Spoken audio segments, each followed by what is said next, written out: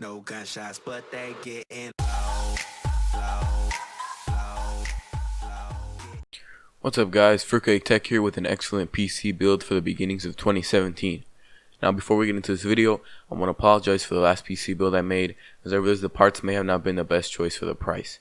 But anyways, moving on to this $450 1080p 60fps medium to ultra settings computer. Let's get started. This build does manage to shoot around 55 FPS average in Battlefield 1 on ultra, as well as 57 FPS average on Witcher 3 at medium settings. Now let's start off with the parts. Starting off with the CPU, I went with the Intel Pentium G4560 dual core processor.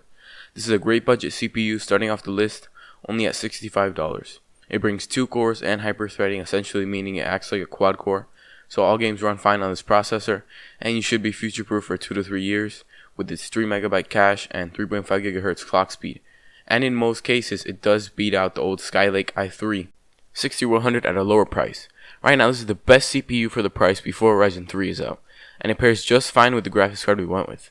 And no, I didn't go with the cooler this time, simply because this CPU doesn't need it, and its low TDP means it will stay cool under high loads anyways.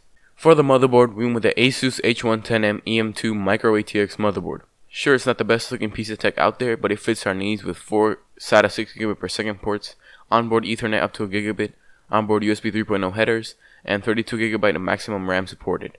Yes, it only has 2 slots, but that won't really limit us because of the RAM configuration we went with. We can upgrade in the future if we wanted to. And it has one feature that a lot of motherboards in this price range do not support: an M.2 slot. Yes, this means you can add an M.2 SSD, M.2 Wi-Fi cards, or since this is a Kaby Lake CPU, you can install Intel Optane on it and make your hard drive faster. But the best part about this motherboard is that it's only $47. Yes, $47, and you get all those features.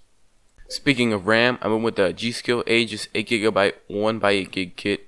So again, you can upgrade in the future to 16 if you want. Just pop another 8GB in there. Nothing special here, just regular RAM, with actually a little bit of a speed boost at 2400 MHz.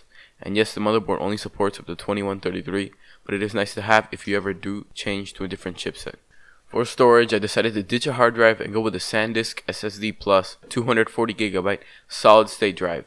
This is a great budget SSD that has a substantial speed difference above any hard drive, and I really went with this because it's black and red, just like the RAM and case, but you can really substitute it for anything around the $70 range.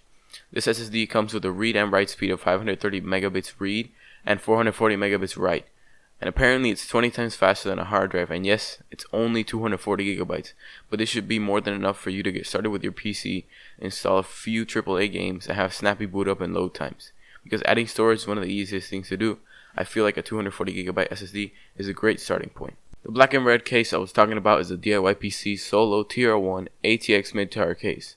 Now sure, this is an up-and-coming brand, but from the reviews I've seen, they seem to last quite a while, and DIY PC is getting a reputation for their low price and quality cases.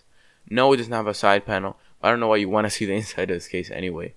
Anyway, moving on to the features, it supports front panel USB 3.0, 2 5.25" drive bays, that's for CD drives, fan hubs, and also for storage, it has 3 2.5" drive bays and 3 3.5" drive bays. So you definitely won't be limited by storage in this case. And it also does include 2 red LED fans that should be more than adequate to cool down our system and still go for the black and red color scheme we're shooting for.